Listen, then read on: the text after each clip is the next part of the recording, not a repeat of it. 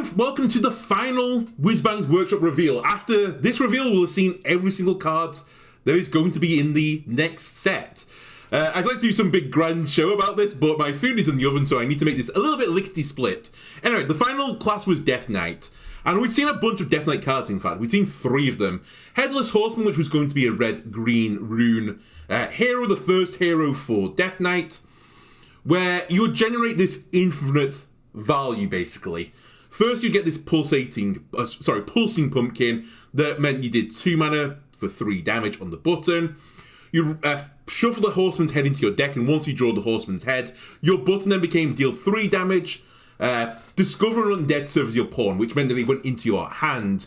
Just as an FYI, by the way, the wording on the Death Knight cards for this expansion are abominable. I can't even say the word, but you know what I mean. They are terrible. I really hate them. I actually hope they rework some of these. I appreciate it's a poem, it's a rhyme, I like it, but I prefer my cards to say what they actually do. So the serve as your pawn, I think, implies more that it goes to the field, but it doesn't. It goes to your hand. So anyway, we have that coming. So they have the potential to go for infinite value, so to speak. We also saw the Amateur Puppeteer, the 5 mana 2/6 mini taunt, Death Rattle given undead in your hand +2/2, again with red-green requirements, and then the red requirement, Lesser Spellstone, give your undead in your hand +1/+1, gain 5 corpses to upgrade. So clearly they had this idea that there's going to be this red-green hand buffing Death Knight deck. I think that was their intention. So let's see some of the other cards now. Shambling Zombie Tank. 2 mana 3/2 undead mech with taunt, a single unholy rune, and battlecry. Spend 5 corpses to summon a copy of this. Extremely similar to Malignant Horror, which is rotating out. One of the things I was wondering with this hand buffing deck was you want cards that obviously give you more value for having extra stats while they're in your hand, or as you play them, the additional stats help you. There were some of them out there. The Rubium Swarm Guard is rotating into the core set instead, so that's obviously a great thing to get buffed. But obviously the Shambling Zombie Tank is also fantastic. And even at the very least, it's very hard to generate 5 corpses by turn 2, so I think it's very unrealistic to say this is a 2 mana 6/4 with taunt, which obviously would be insane. There are ways to generate early corpses, but I don't think you'll get ever 5 by turn 2. I think that is just unrealistic. So you're more likely to be playing this at 4, but at the very least 2 mana for a potential 6/4 with taunt. It's really good. I think this will be in the hand buff Death Knight deck. I think the hand buff Death Knight deck will be reasonably good. I don't know if it's going to be absolutely fantastic. It's hard to see right now with the entire set. Even though the full thing's out, I've not quite got the full picture yet of, do I think control is going to be better than aggro? Is it going to be better than value? I'm not entirely certain on the value of this. I think low-key the card is pretty good, but it's just going to be, can you generate the corpses to get the battle cry? If you can't, and I think this is going to be more often than not, you're just not able to generate it fast enough. It's just going to sit in your hand and you're like, wow, I really wish I could play this card. I guess though, it's a 2 mana 3/2. It's not the worst thing if you don't get the battle cry, right? It's an arena card. Obviously, again, this is meant to synergize, I've alluded to it, with Amateur Puppeteer and Lesser Spellstone. What else have we got? Darkthorn Quilter. 4 mana 2/4 undead Quillbore. Again, single unholy rune. At the end of your turn, deal this minion's attack damage randomly split amongst enemies.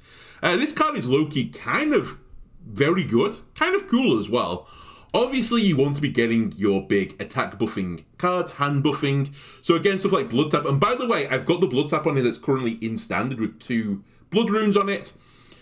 On the rotation sheet that Hearthstone provided, it showed Blood Tap as 1 rune. So it's single blood rune from the next set. That's going to be a buff for it.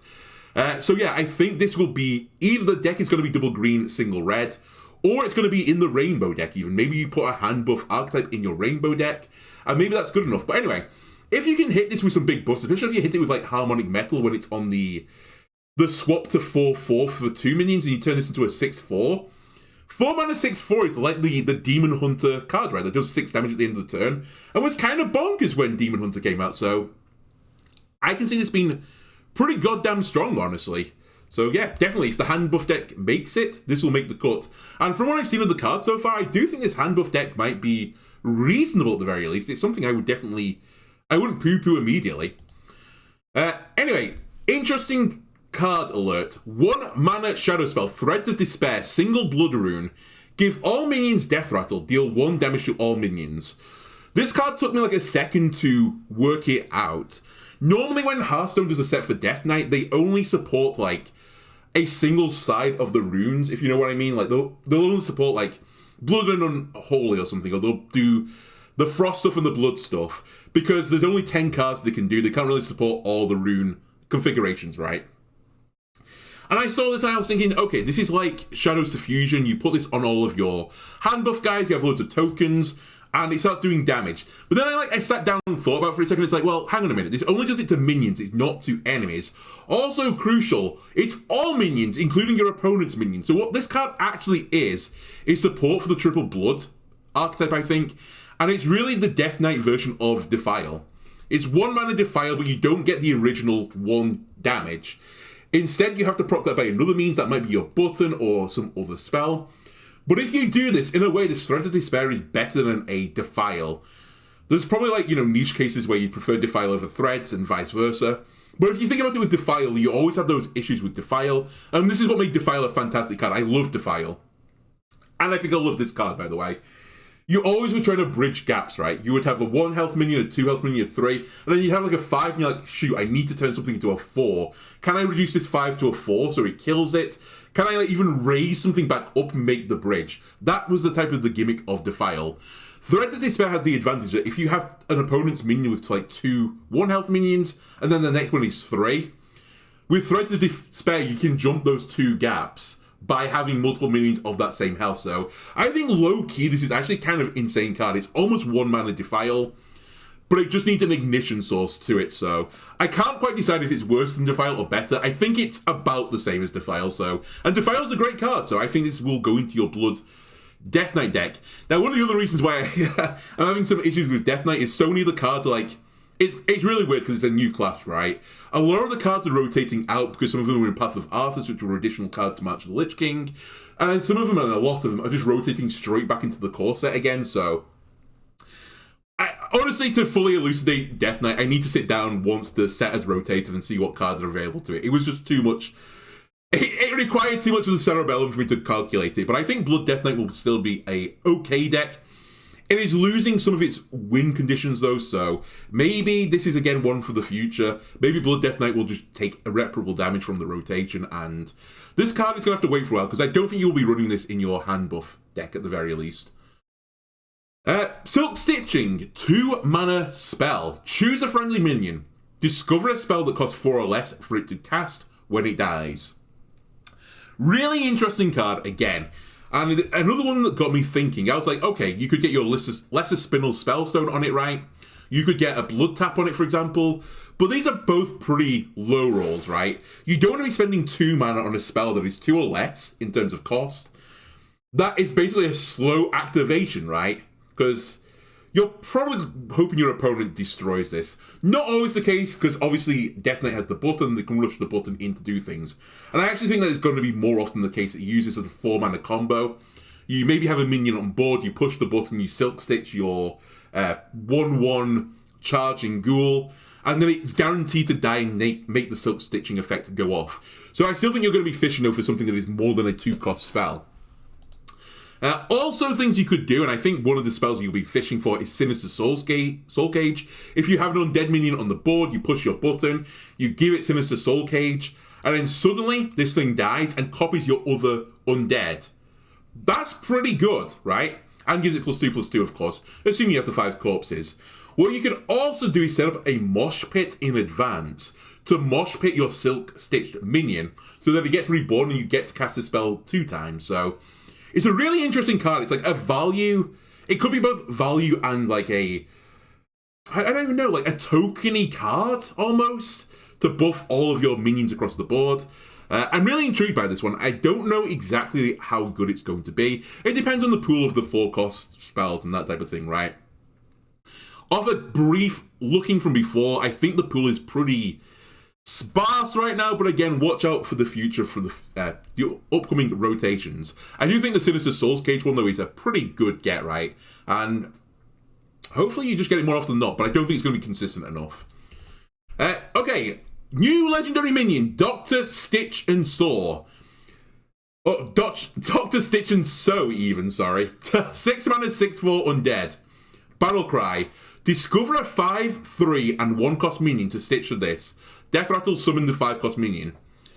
Well done, ladies and gentlemen. We have the worst card text ever printed in Hearthstone. Ignore the card text. It basically doesn't tell you what this card does. I had to go and search for, I think it was Roffle that revealed this. I had to go to their channel and watch the video to see how this exactly worked. And it was explained how it was worked from Roffle himself. And I think if anyone explains how a card works, the card text is bad, okay? So the way this works is that you get your 5, your 3, your 1. You discover 3 cards. When Dr. Stitch and Sew dies, you get the 5-cost minion that you discovered. When the 5-cost minion dies, you get the 3-cost minion that you discovered. When the 3-cost dies, you get the 1-cost. The way this is meant to work is apparently like the piloted Sky Golem interaction, where sometimes it would Death Rattle and give you the piloted Shredder, which would Death Rattle and give you a 2-drop. So it's like a nested effect. Why this wasn't, put in the text, it could even mention nested. But anyway, that's how it works. Do I think this card is good? It's very similar to something like Rattlegore. That's kind of how I'm going to compare this. Rattlegore was one of the great warrior legendaries, one of the great legendaries of all time, to be honest with you, where it died and resummoned it with -1/-1. It started as a 9 mana 9/9, and it kind of guaranteed minus, the effect of silence or bouncing or that type of thing. It guaranteed you, like 9 iterations of the minion. You get the 9/9, the 8/8, the 7/7, 6/6, blah, blah, blah, blah, blah, blah. And it was just so hard to remove this guy, and it just kept chunking you in the face. It would chunk your minions as well. Like, it was very happy to trade with things. Dr. Stitch and Sew is very similar, but instead it's 6 mana. However, it is understated, like, compared to Rattlegore. Also, you only get 4 iterations, and typically, I'm going to say this again, discovering the 5, 3, and 1 costs. So many minions in Hearthstone are Battle Cries, and normally Battle Cry minions have understated effects because they have a quick effect associated with them. So I think more often than not, I've not looked through the full 5 pool, the 3 pool, the 1 pool cost of Death Knight and the neutral pool. I can definitely see you not getting a lot of stats for this compared to Rattlegore. That being said though, saying something is not quite as good as Rattlegore is still pretty good praise. I think it's a solid minion. Maybe you run it in your value hand buff deck and your opponent's like, shoot, I'm going to die. I need to get rid of this thing. Holy shit, I can't get rid of this thing. There are 4 nested minions in it. It's just very, very, very sticky. So yeah, I can see it seeing play. I can see it playing Rainbow Death Knight as well. I just wish the card text was a little bit better on it. But I do appreciate it's really hard to word exactly what it works as. Okay, this card came to a surprise to me. Rambunctious Stuffy. Sorry, I accidentally forgot to order the animation on this. It's a 3 mana 4/2 Frost Rune Undead Beast. Rush after you cast a Frost spell, Game Reborn. This is a fun little card. I like it. And what's nice about it, and this is what I was kind of showing on the right side a little bit early, there are some Frost cards that are rotating into the core set. Horn of Winter, Frostworm's Fury, and Marrow Manipulator, all rotating into the core set. So I don't think Frost Death Knight is entirely dead as a deck. The spoilers is no more support for it in this set. But I can definitely see a world where you play, your Rambunctious Stuffy, you play your Horn of Winter, you give it Reborn, it attacks something, it comes back, you cast another Frost spell, it gains Reborn again, that type of thing. This could just be another minion that you just keep trading to your opponent's minions. They're like, holy shit, I need to spend 2 cards to clear this goddamn stuffy dog. And they're like, I'm not willing to do it, and it just keeps, smoking and smoking. I like it. Obviously, quality depends on how many good, cheap Frost spells there are. There are other cards out there in the neutral land. There is the miniature as well that generates you 2 temporary Frost spells. Maybe that sees play in this deck as well to, fuel Stuffy. I'm not convinced by it, but yeah, I definitely think Frost Death Knight is a deck that you could probably still make work, but I just don't think it was going to be a tier 1 or a tier 2 deck right now. Either way, it will go into that deck. Finally, and not to say it's the least card, I actually like this card. 3 mana 3/3 undead, Rainbow Seamstress. Battlecry, if your deck started with a Blood, Frost, or Unholy card, gain Lifesteal, Reborn, or Rush, respectively. Yeah, this is a really cool card. I really like it. Obviously, you want to play this in your Rainbow deck, where you start with a Blood, Frost, and Unholy card in it. And this means this is a 3-mana 3/3 with Lifesteal, Reborn, and Rush, which is fantastic. Truly, truly fantastic. Just as a comparison, Restless Mummy, which did see some play way back when, I'm kind of surprised some people, was a 4-mana 3/2 Rush Reborn. And this card saw play because you would rush it out, it would die, you would rush out the Reborn version, and it was kind of like 4 mana do 6 damage, and that was a pretty good tempo swing. This thing has the Rush Reborn as well, it has Lifesteal, and it has 1 more health, and 1 less mana. It's fantastic. Anyway, that is the card reveals. My food is alarming in the oven right now. Let me know what you think in the comments below, let me know what sets you're excited to see, and in the upcoming days I'll prepare the star reveals. Anyway, toodaloo!